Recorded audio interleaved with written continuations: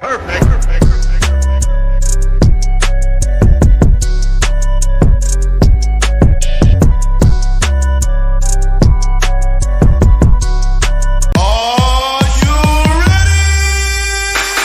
ready? Yo, what's up, everybody? Your boy E-Man from the Average Joe Sports Talk Podcast coming at you with another edition of the Unscripted Sportscast.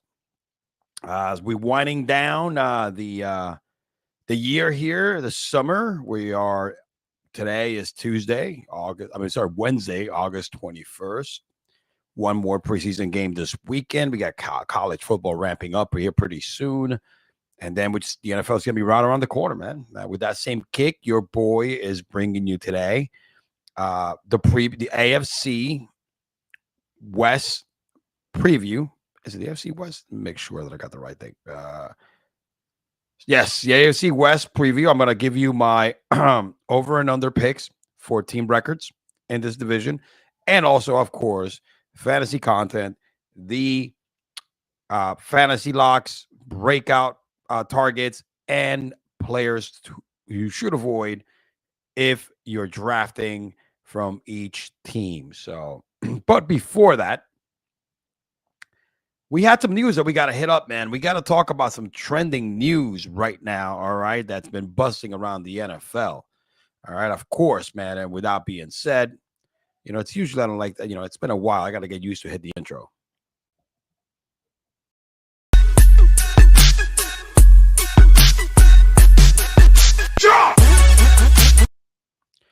And as you all know, man, there was some drama all up in the building. Because Tua decides to go on a well-known podcast. I think it's a Dan Le Batard show. Dan Le Batard is a famous, well-known local who grew up in Miami, worked for the Herald, ESPN, the radio show, the Dan Le Batard show afterwards, got fired, blah, blah, blah, blah. But he's well-known down here in South Florida. And Tua went on his podcast. And, nothing really that exciting. However, there was some fireworks, all right, all up in this biatch. Supposedly, Tua had some words to say about Brian Flores and kind of regarding to what kind of treatment Brian Flores gave Tua. And I want to give you my take on it. All right, I definitely want to give you my take on it. And, I covered Brian Flores very well when he was out here in Florida, when he was in South Florida, coaching for the Dolphins, etc. However, I also kind of know what Tua is coming from. But I'm going to give you my unbiased take on this stuff. And I'm also going to play you, and we're going to go over to Brian Flores' side of the story as well.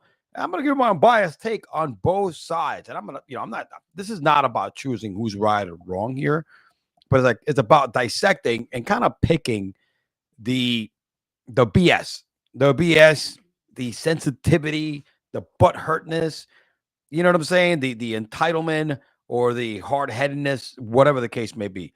Let's start with Tua Tagovailoa, as Dan Le Batard asks him the question, how was it with Miami and Brian Flores? Can you explain to us the difference in practical terms between having a coach who did believe in you the way that he did and the difference between that and what was happening with Flores? Yeah. Well. What the hell? Oh, shit. Look, sorry about that, guys. To put it in simplest terms, if you woke up every morning and I told you you suck at what you did, that you don't belong doing what you do, that you shouldn't be here, that this guy should be here. Hold on a second. Let me stop you right there. He told him he sucked at what he does every day. Wow.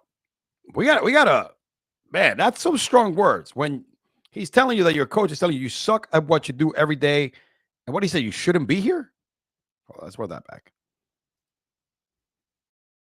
That you shouldn't be here, that this guy should be here, that you haven't earned this right. Wow. So he's telling him he shouldn't be here. Another person should be in your spot. So let me finish the whole clip. Right. And then you have somebody else come in and tell you, dude, you are the best fit for this. Like, you are accurate, you are the best whatever, you are this, you are that.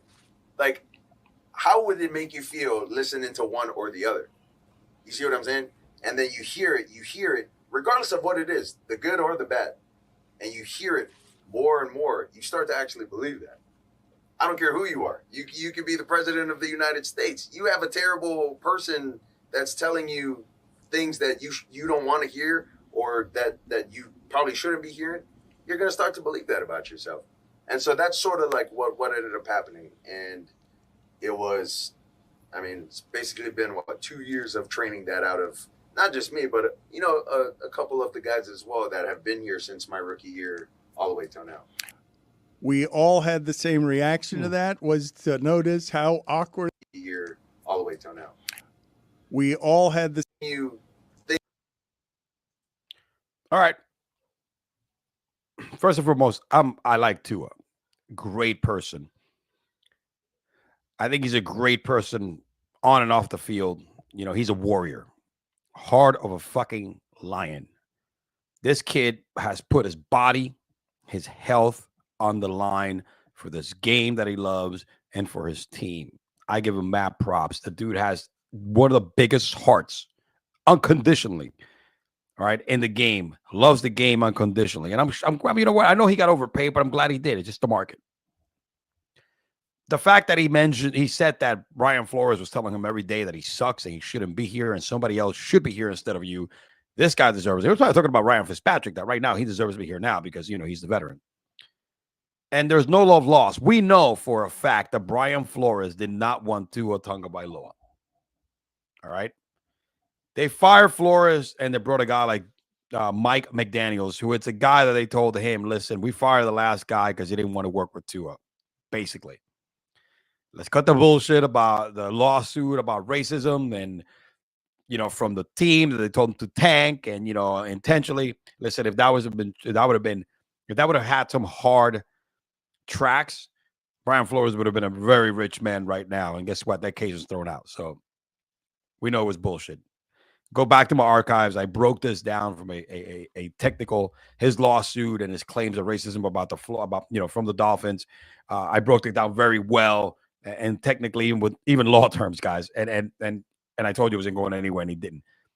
But we know that Brian Flores did not like this dude, and that's the reason why the Dolphins fired Flores. One of the reasons is because he's very intense. He's a very intense. I am big cojones, Brian Flores. Big bull guy. I'm going to go head on, and it's going to be with me. He didn't want Tua Tagovailoa. It's not his style. Remember, he's a defensive coach.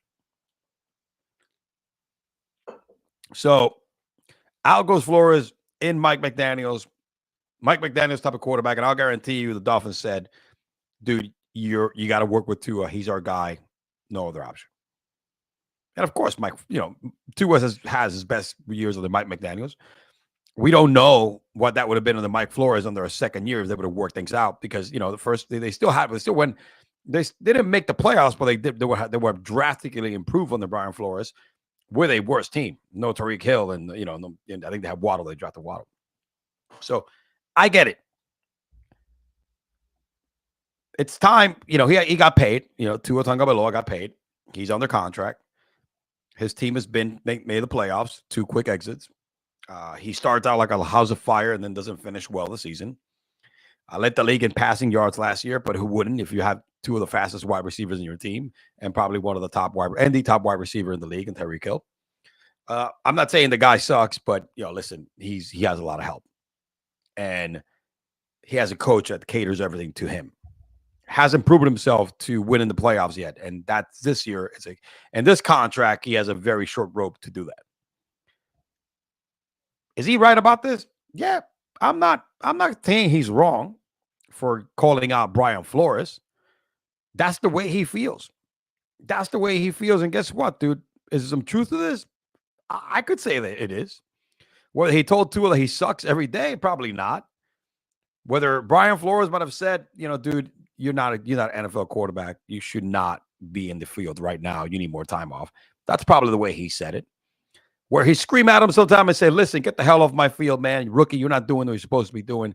Brian, get in, like he did in some games. He took him out in the fourth quarter, put Brian Fitzpatrick in like a closer. Yes, I could believe that. That's the Tua interpreted. He's a young guy. You know what I'm saying?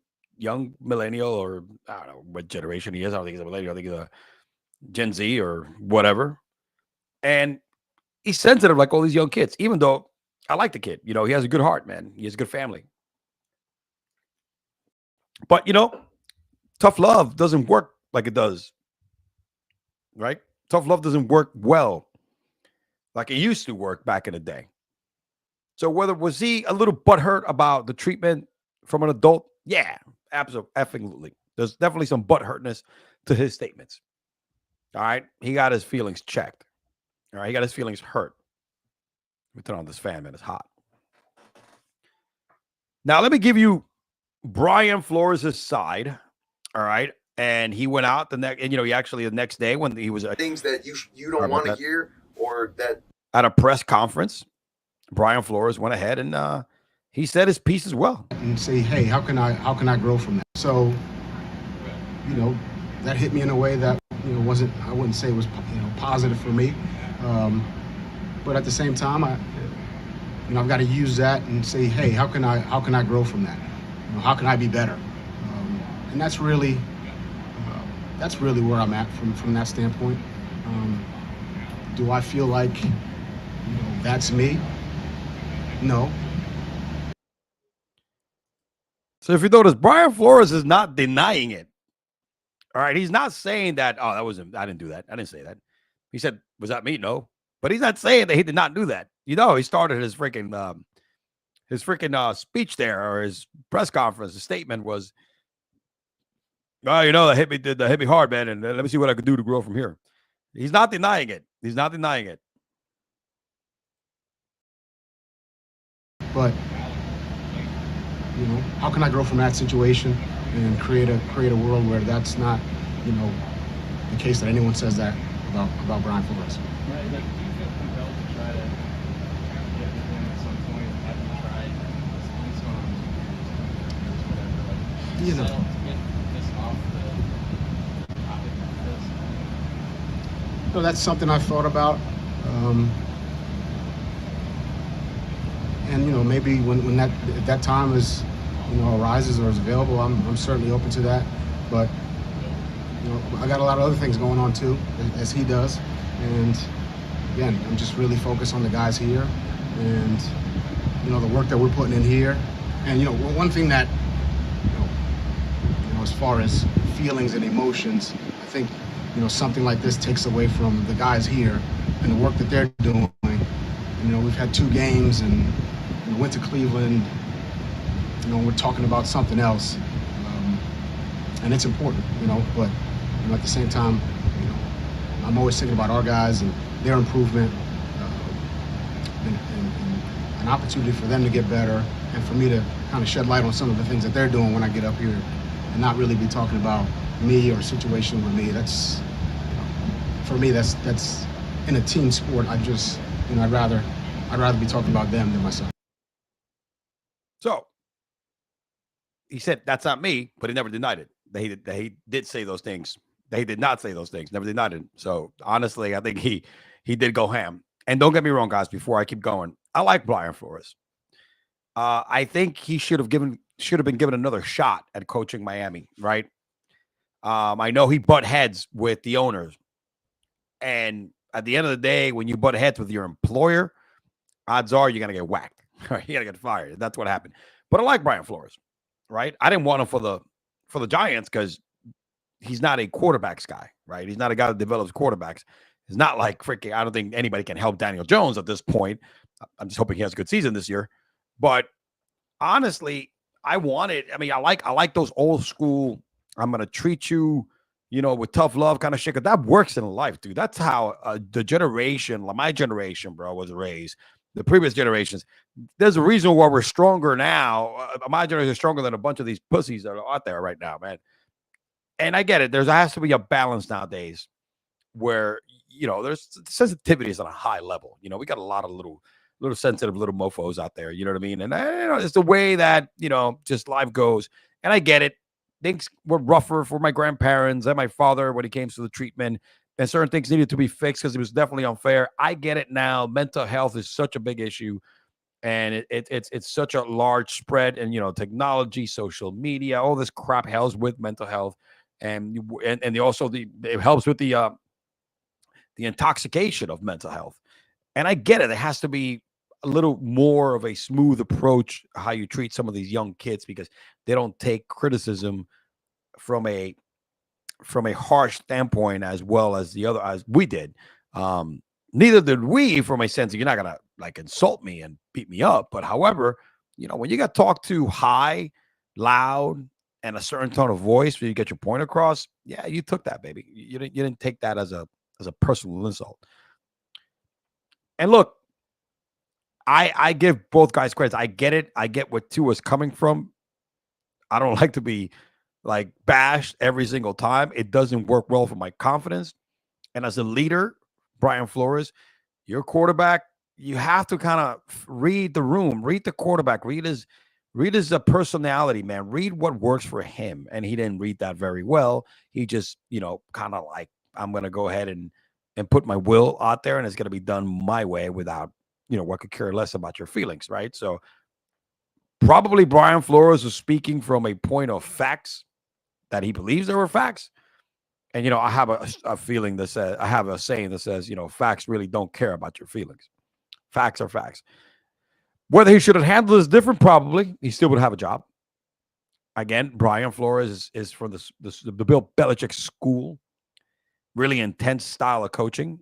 And that turns off a lot of owners because it becomes a clash of heads and things do not happen the way that the owners want to. Let me check out the comments here. Hold on a second. Jim from Fan of the Band. He says, Flores said, kid, F your feelings. This is a grown man's game. Yeah, you're right, man. Look, it's true. Again, and I get both sides of it. But I don't hate Flores for what he did. I don't. Honestly, if I'm out there, sometimes I lose my lid and I may say the same thing, man. I don't think, his abuses, I don't think he was directly trying to abuse Tua Tagovailoa verbally, like Tua feels. That's where you see, that's where the butthurtness generation comes into play. And the pacification as today's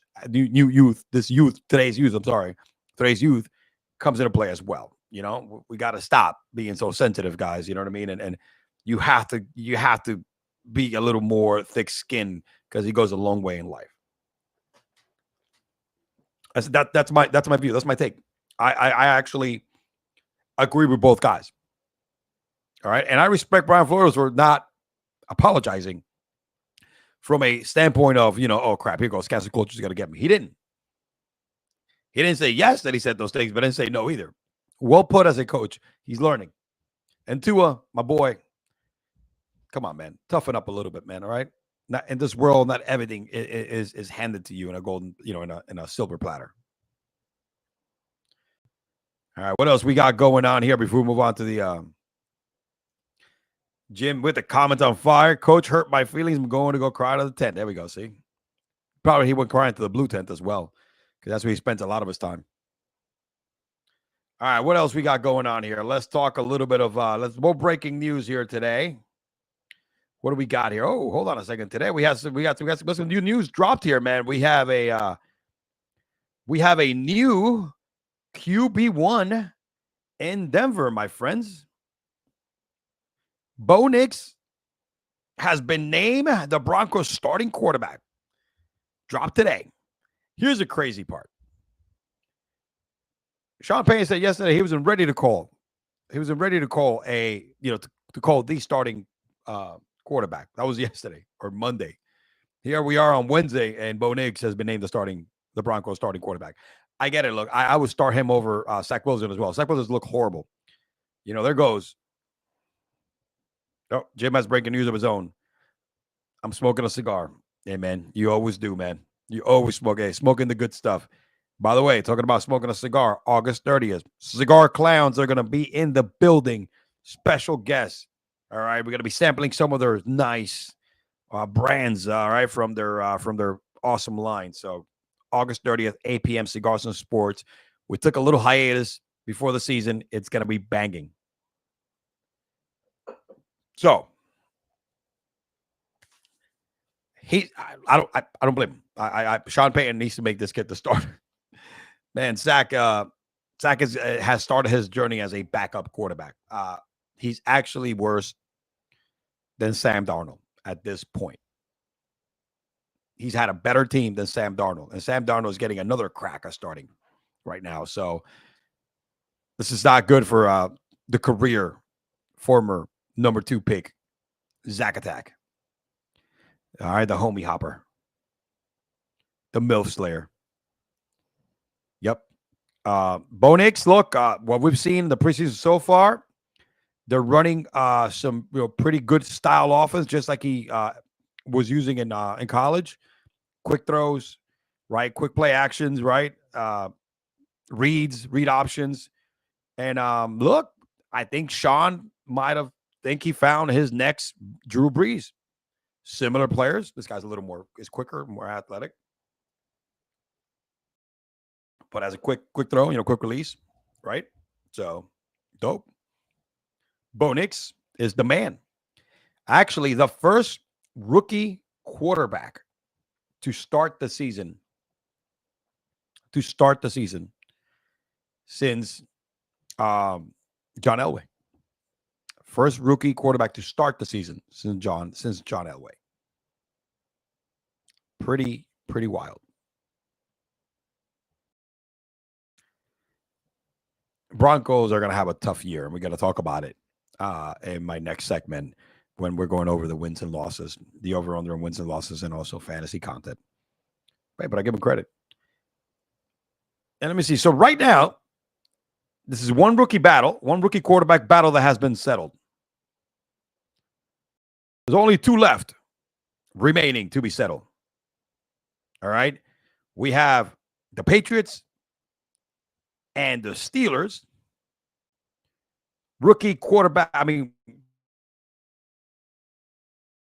Quarterback battle to be settled. Right now, Justin Fields and Russell Wilson are going at it because we don't know yet now who's going to be the QB1 in week 1, even though, what's his name? Now I'm blanking out on the coach on both coaches, saying that Russell is still number 1, the week 1 QB. He's showing right now that, and then we have Jacoby Brissett and Maine also battling it out. We don't know who's going to be the number 1, the QB1 this week. In my book, I'm going to call this real quick for the Patriots. It's going to be Jacoby Brissett. Then he's going to get hurt like in 2 weeks. And Maine has no choice but to get in there and get his ass kicked by that bad offensive line and that bad team. But Russell and Justin Fields, the competition it's closer and closer than most people think. So I think it's going to be determined by the third game, this third preseason game. Jaden Daniels a QB1 already, baby. You know what I'm saying? Bo Nix. That's 2 rookies. Caleb Williams. You know what I'm saying? You know what I'm saying? Can we go 4 for 4 on the rookies? On the top 4 quarterbacks? Well, no, actually, Penix was picked before Bo Nix. And we know Penix ain't going to start because, they have $80 million guarantee guide. And, of course, I knew Jim was going to chime in here, man. He's the Steelers insider. Should be Fields, but Mr. Unlimited will be the starter, but a short leash he will have. I feel Patriots Zappy starts, hurts his Hyman. Then May gets destroyed. Yeah. It's actually going to be Jacoby Brissett is going to start. They might drop off Zappy because I think Joe Milton is back there as a third string quarterback. I think Joe Milton is going to be the quarterback, the third quarterback in that team. Zappy is going to be picked up by another team most likely. He's going to get dropped like a bad habit. All right, what else we got going on up in the building? Let me release. All right, I think we cover all the top breaking news of today. Let me just double check. I don't have anything here in play. All right, yeah, we do. Now, let's go ahead and let's talk a little bit about the AFC West. And like I've been doing, apart from giving you guys my my prediction, my fantasy content, fantasy locks and stuff like that for each division. We're up to the AFC West today. I decided to do AFC West because, we have breaking news. And like I've been doing, I want to go over the over and under. All right, over and under wins that Vegas has in place. All right, and the odds. And of course, I am using the NFL predictions from BetMGM. And I don't care, in no particular order. Let's start with the Kansas City Chiefs, who, by the way, are going to win this division. This division is a shit show, and the Kansas City Chiefs will win this division hands down. I think that's probably the easiest bet you could ever make, even though they ain't going to get much in return. Here we go. Over 11.5 wins for the Kansas City Chiefs. Listen, I'm not even going to look at the schedule. That's an over. As a matter of fact, it's minus 120 with a probability of 54% that they will win 12 games. It's a guarantee, man. They have a better team than they did last year. Even though Hollywood Brown is injured, I think Rashid Rice, apart from all the issues, is going to have a full year. He's not getting arrested. He's not going to jail this year, so he could play clean. And then when Hollywood Brown comes back 4 or 6 weeks from now, whatever it is, that's the problem with Hollywood Brown. He would just roll right in. But Xavier Worthy is going to be huge for this team. Huge for this team. Minus 120. Listen, dude, bet $120 to win 100, and it's a done deal. They would win 12 games in this season. No doubt about it. Next team. Yeah, I'm Brandon. Let's go to the Chargers. The Chargers. I don't think they're the worst team in this division. But right now, the Chargers are win total is set at 8.5 wins. 8.5 wins. All right, for the over and under.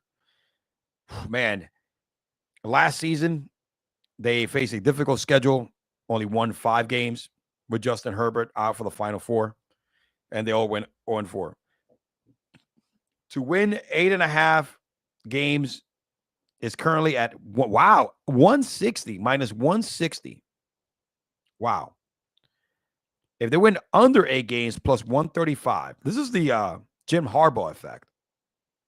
They honestly think the Chargers can win 8.5 games. I'm actually going to say under. I don't think they're going to win more than 8 games. Yeah, honestly. I think they're going to win maybe 8 games. They're probably going to push. I say under. Under. I think they're going to win 8 games. I think they exactly win 8 games. That's an improvement. And that's an improvement. Let's take a look at the next team. What do we got? The Raiders? Look at the Raiders. Raiders naming Gardner Minshew their week 1 starter. And Gardner loves hitting. Gardner loves hitting. All right. The freaking best receiver in the team. He's going to pepper everybody and their mother. Yep, Broncos are going to get buck written like a drunk frat guy at a strip joint. Absolutely. It's going to be like a fat girl on a buffet.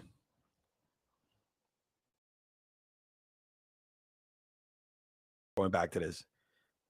6.5 for the Raiders. This, I think Pierce is not stupid. Antonio Pierce, that defense is really good. Gardner Minshew is not the guy who's going to bring you a Super Bowl, but it gives you a better shot of winning more than 7 games.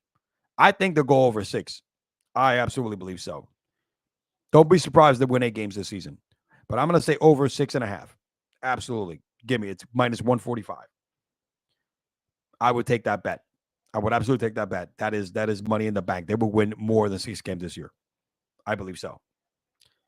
Let's go to the Broncos. The bucking Broncos.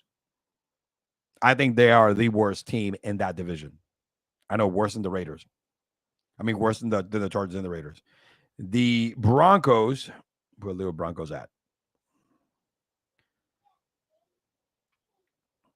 Oh, wow, look at this. The Broncos are set at 5.5 wins. Well, Denver drafted Bo Nix. They named him the starter. What do we got going on here? 5.5 wins, huh? What's the probability for this? If they win at least 6 games, it'll pay minus 105. I think they could win 6 games this season. Yeah, they could win 6 games this season. I think the Raiders can win 7, easy. these guys can win 6. I think it's going to be kind of a dumb because they're going to beat each other up between. They're all going to lose to Kansas City, but I think the Broncos and the Raiders and Denver are going to probably split games. So there you go. Real quick, Kansas City over 12, over 11. Chargers under 8. Vegas over 6.5. Denver over 5.5 wins. There you got it.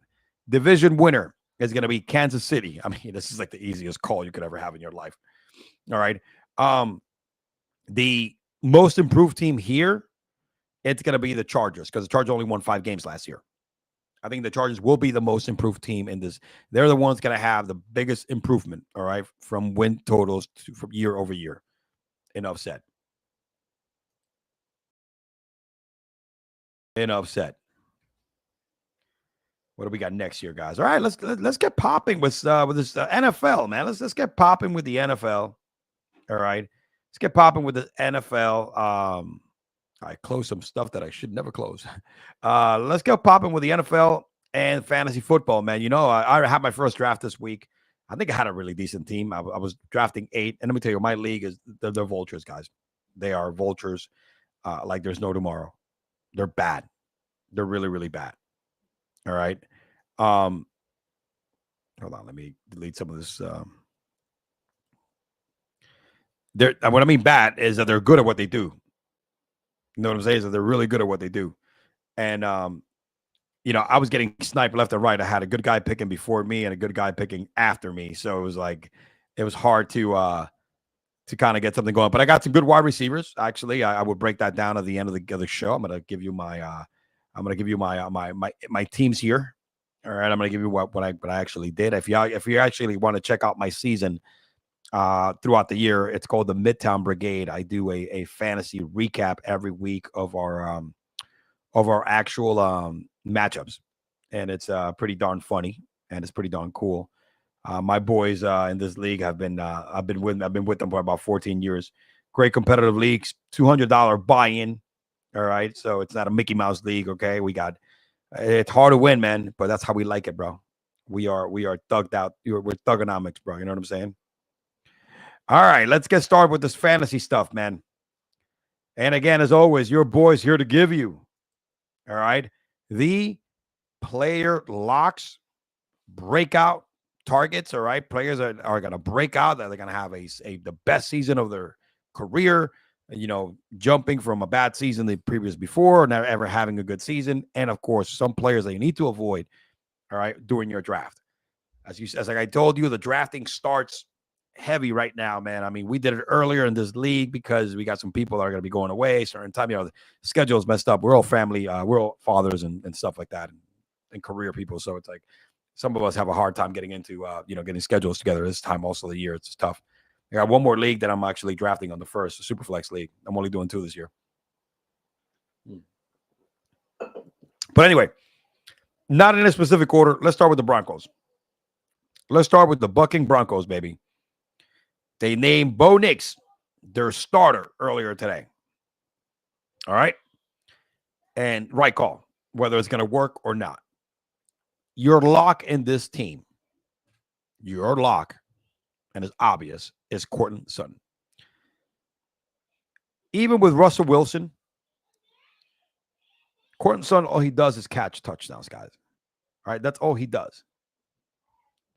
Last year, that's all he did, man. He had one of those seasons that he was hurt, and he was in his best season. However, he had an unbelievable season.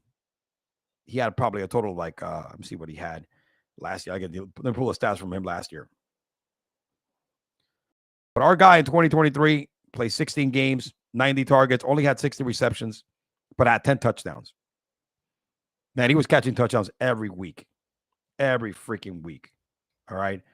He is your lock. He will be targeted mainly, all right, by Bo Nix. Jared Jeudy is no longer there. Jerry Judy's no longer there. So obviously, look at your Marvin Mims is your number 2 guy. Pick this guy up maybe if you want. He's not showing a lot of promise. Everybody thought he was going to be the guy last year. We'll see. Marvin is a good guy to have in case Courtland Sutton gets hurt. So yeah, he's going to be one of those I like to call a candidate for a big for a hog, all right, for being a target hog. All the targets are going to go to him. All right, there's nobody else in that team, and Bo Nix is going to go after his veteran wide receiver who has really good hands. All right, really good hands. Your breakout player here, all right, he's broken out before, but he was injured last year. It has to be Javonte Williams. Now, I'm going to say Javonte because he did not have the season that everybody thought he was going to have last season. And when I say, yes, draft him because he's going to have a better season, all right? Last year was just a complete shit show, 3.6 yards per carry. This year he's coming in healthy. But I say definitely pick him up for a breakout candidate. However, make his ADP, he's at 94, man. The value is huge, and he's going to finish higher than his average draft position. Okay. But if you are going to draft Javonte Williams, make sure you pick up his handcuff in Jaleel. All right. Make sure you pick up his handcuff in Jaleel McLaughlin. Not Samaje Perine, Jaleel McLaughlin. This kid right here is going to be the guy that if Javonte doesn't cut it, Jaleel is going to get a lot of burn here, man. So pick up Jaleel. It's a duo, and Jaleel is like way down there, man. You'll be able to grab Jaleel like in, whenever, dude. Whenever. You'll be able to grab him like all the way towards the end. All right, let me see. Jaleel right now, I think he's like at freaking 100 and something, whatever, 60 or number close to like 200 or 180 something. Hey, Jaleel is running back 146. Pick 146, running back 50. But Javonte is a good pick because Javonte is laid out there. It's worth picking him up if you're going 0 RB strategy. Avoid this player from the Denver Broncos. And yes, it's going to be the newly anointed Bo Nix. Rookie quarterback, bad offensive line, dumpster fire of a team. They got to run this football a lot. Bo Nix is a guy that he's not going to have. He doesn't have the running upside like Caleb or Jaden Daniels. So fantasy-wise, you might see a Bryce or a little better year than Bryce last year. So avoid Bo Nix. I know everybody's falling in love with him right now. He's the deer of Denver right now. So avoid Bo Nix. All right. Lock Cortland Sutton, your breakout target, who's really valued, really valued well and cheap, is Javonte Williams, and avoid Bo Nix. Let's talk some Raiders. Vegas Raiders. As I mentioned earlier, Gardner Minshew has been named the starter. Gardner Minshew last year peppered Pittman like he was a ribeye steak, my friend. All right. He peppered him like it was a ribeye steak. All right. That's all he does. He likes to throw to the alpha receiver and why not? And that's the reason why he keeps getting picked up by team. Gardner Minshew is your new age Fitzpatrick. With that being said, Devontae Adams is that dude. All right. Last year started out really bad. If you guys seen receiver, we know why he started so bad. They had nobody at quarterback. And O'Donnell was not going to be the answer. They figured out pretty quick. They signed Minshew because they knew that O'Donnell was not going to be the starter at week 1. Devontae Adams, still at his age, can still get it done. He finished like a house of fire last year when he was getting the targets, right? When he was getting the football. And Antonio Pierce is not stupid. This team is going to be in more games this year than they're going to be out of them. So Devontae is going to get a lot of love. And let me tell you, Devontae right now, he is at, let me see where he's at. He's also a guy that the average draft position, Devontae Adams right now is wide receiver. Shoot, I should have written it down. Devontae Adams is wide receiver 19. Pick 19, wide receiver 10. He's going to have a big year. Your breakout player, Zamir White. He's going to break out, and Madison is your backup. That's not saying much. Look what he did with Minnesota last year. But I think that Zamir White at pick number 66, running back 22. Yo, I'm telling you, man, there's going to be some love here. Zamir White here is very affordable. And again, it's a 50-50 ball. But Zamir White, we knew what he did last year. When he got the opportunity towards the end of the season, has some really nice games. Let me go ahead and pull up the stats here. We know what we did towards the end of the year. I mean, again, he finished the year with a touchdown, 104 carries, 4.3. He can also kind of, let me see, did he have any receiving? Yeah, he doesn't. Yeah, he catches the ball a little bit. 15 targets, right? He had a total of 15 targets, 15 receptions, 19 targets. Not bad. He's more of a running kind of guy. I mean, if we look at the splits last year, Zamir White after Jacobs, when Jacobs got hurt.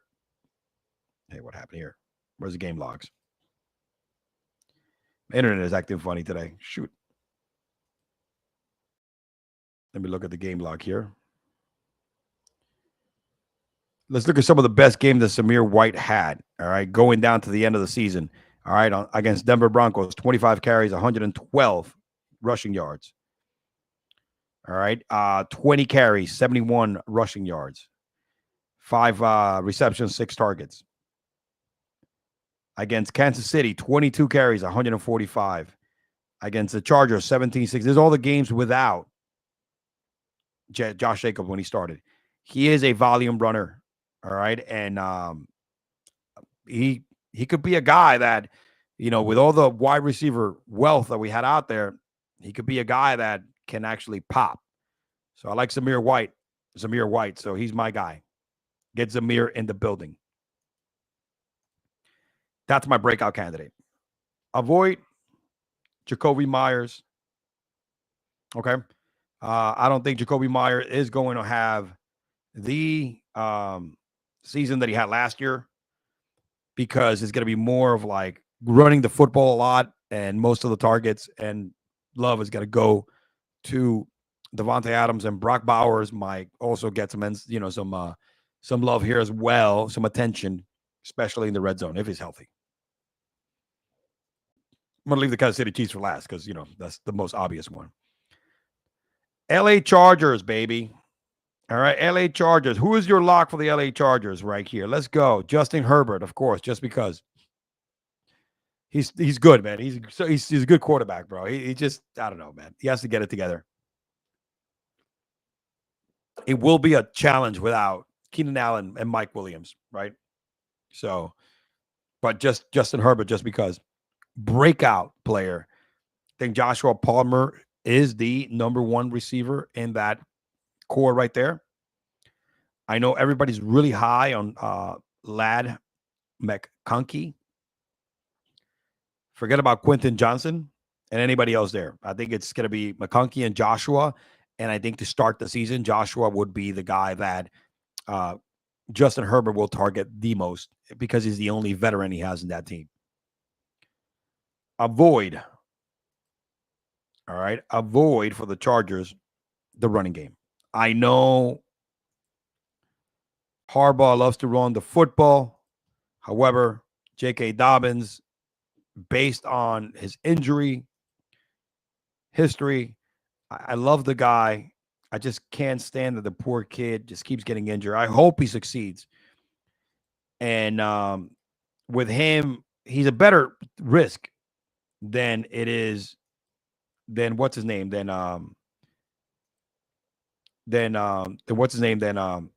Gus, because Gus is a product of that offensive line of Lamar Jackson. He had all those touchdowns. Okay. I'd rather stay away from the running game because they're going to split a lot of carries. It's not going to be a good, and a lot of people are high on this. This is one of the running attacks that people are going to target. That I've been hearing that individuals want to target in fantasy football, but I am not a fan of that. There's way too much uncertainty. J.K. Dobbins' career All right. Jake Adama's injuries. And I mean, Gus, that was just a flash in the pan because he was with a good team. Rush is not that guy. And I don't think he's going to have as much or as many goal line opportunities as he did with the Ravens. Finally, last but not least, obvious, Patrick Mahomes is your lock. But also, there's another guy you want to have as your lock, Isaiah Pacheco. Isaiah Pacheco has proven that he could do this. All right, he could do this damn thing. Homie is good. We saw what he did against good defenses. All right, in the playoffs. I mean, he had a touchdown in 3 out of the 4 games, except for the Super Bowl. All right, he's an angry runner. He has some great performances this year. Overall, 7 touchdowns. All right, didn't break 1,000 yards exactly, but had himself 4.6 yards per carry. Not bad, not too shabby. We know he gets the volume. He's going to get more volume now because McKinnon is not there. Clyde Edwards-Helaire is out with PTSD from an accident in 2018, and he's been out of the league pretty much as he's been in the league. There's really not a lot for him to compete in this team, and I think he is year 3 in this offense. He's very comfortable in his offense, and watch out for a huge breakout year. Huge breakout year. Keontae Ingram is in the mix. Derek Pence, there's nobody here. It's Isaiah Pacheco's backfield to rule. All right. That's my breakout. That's my other lock. All right. Those 2 guys in Kansas City come across. You're gonna make sure of that, because I'm telling you, Pacheco is he's gonna have wide receiver ones. He's gonna have RB1 weeks, man. And after we have all these, running backs, after Hall, Taylor, Barkley, Gibbs, Williams, Pacheco comes in as the number 17 RB. I'm sorry, as number 9 running back right now, which is pretty high this year. Big jump. He's actually ranked higher than Henry, all right, Cook, Mixon, Jacobs, Kamara, deservedly so. And after the first couple rounds, he may be available in the second round. All right, depending on where you're drafting. Breakout for the Chiefs. Look, I am going to go with Rashid Rice. He's not going to jail this year, folks. So I think it's behind him until he finishes the season and gets his sentence. But he's not going to jail this year. Year 2, we know what this kid did at the end of the year. We know what he did in the Super Bowl. We know what he did in the playoffs. He knows his offense well, and Mahomes and him click. But my other sleeper, breakout sleeper, Xavier Worthy. Xavier is going to be a guy that could be used a la Tyreek Hill. All right. He's going to catch some bombs, man. He's better than Scatlin. All right. He's better as a rookie. Let me go back to the depth chart. As a rookie, he's better than Justin Watson. All right. He's better than Kadarius Toney, Mecole Hardman, who's been there forever. He's going to be the guy that's going to get all the deep balls, man. And he's quick, bro. He's fast. Expect a nice season from this kid, man. He's going to win you a league. All right, don't sleep on him. Don't sleep on him at all. Those 2 guys are, Marquise Brown. I don't put him in there as a sleeper or a breakout or anything because he's injured. He's going to be injured. We don't know. He is a guy that if you do want to draft him, stash him, because he's going to be in and out of this lineup, but he's going to be hopefully healthy for the playoffs, and that's where, like the last 8 games of the season, and that's where you're probably going to see his worth. It's just that the uncertainty of his availability due to his injuries is what bothers me about Marquise Grissom. That's why I'm not even picking him. Who to avoid here? That's actually avoid Hollywood Brown, but also avoid Travis Kelce. Look, he's got to get some love. He's going to put up numbers. But Travis Kelce, I know he still has the respect of the league. He's tight end number 2 at an average draft position of 37. All right. He's fading, man. All right. He's fading. The wheels are not there. We know he had that monster game against Baltimore. And in the playoffs, he had huge games against San Francisco, picked it up in the second half. But there was a lot of games last year where he was nowhere to be found. all right, had his lowest year when it came to touchdowns in a while, receiving yards. All right, so his targets, he had 121 targets, 93 receptions, but he had games, man, where there was a lot of like poor performances, 7 targets, 28 receiving yards. I mean, he went without a touchdown, all right, from like November, from week, I think that was week 12, all the way to the end of the season before he got into the playoffs when he heated up. Okay. We're going to see more and more of that. All right. His head right now with 3 Super Bowls, Taylor Swift. I think he's going to be in a movie, the commercials, the bullshit and party. He's not going to have that. I don't see him at a tight end 1 this season very often. I don't know if I would even draft him this early. I wouldn't. I would avoid Travis Kelce and Hollywood Brown if you came to the Kansas City Chiefs. I think there's more value with Rashee Rice, Xavier Daniel, and studs, Patrick, of course, and Isaiah Pacheco. Yep. That's it. That's all I got for you, man. Let me run down the targets for the AFC West. All right, per team, real quick. For the Broncos, lock it in. Cortland Sutton, Breakout. Javonte Williams, lock him in. Avoid Bo Nix. For the Raiders, Devontae Adams, he's your lock. The man's got to get fed by Minshew Mania. Breakout, Zamir White, probably one of the best sleepers and best values of running back. Jacoby Myers, peace out. Avoid Jacoby Myers. Chargers, Justin Herbert, just because. Breakout, Joshua Palmer. Keep Ladd McConkey stashed there somewhere because Joshua may get hurt, or Herbert may start kind of like he's going to start with Joshua, but I think he might end up with Ladd McConkey being his guy. Avoid the running game. I may be wrong on this one, but I don't see the success for Gus, and J.K. Dobbins' injury history scares me. For the Chiefs, lock in Patrick Mahomes and Isaiah Pacheco. Those are your 2 locks, studs. Xavier Worthy and Rashee Rice are your breakout players. Avoid Hollywood Brown, again, mainly because his availability it's a problem. His injury history really scares me. And Travis Kelce, he's done. He's washed up. Hall of Famer, bunch of rings, but he's not there. He's coming back one more year to get a paycheck and to hopefully three-peat. That's it. Woo! That's pretty much what I got for you all today, man. We are done. Like I said, cricket is taking a nice break from the show, and he'll be back at the beginning of football season in week 1. All right. We got to definitely go back and do our cricket thing on we got to switch the show to Mondays so we could recap everything from the weekend. And then, of course, talk some betting and fantasy. We have a great banger, August 30th. All right. That's Friday, August 30th. We're going to have a special guest, Cigar Clowns, on the show, Cigars and Sports. Tune into my Twitter. Stay tuned to my boy Jim from Fan of the Van. Thank you for the comments, buddy. And always supporting my co-host from Cigars and Sports. Tune into his Twitter as well, because his ex, because he's also going to be promoting this. All right. So I want to appreciate everybody who jumped on, listen, watch. Thank you very much, guys. We appreciate you. Your boy E-Man from the Average Joe Sports Pod Network signing out, y'all.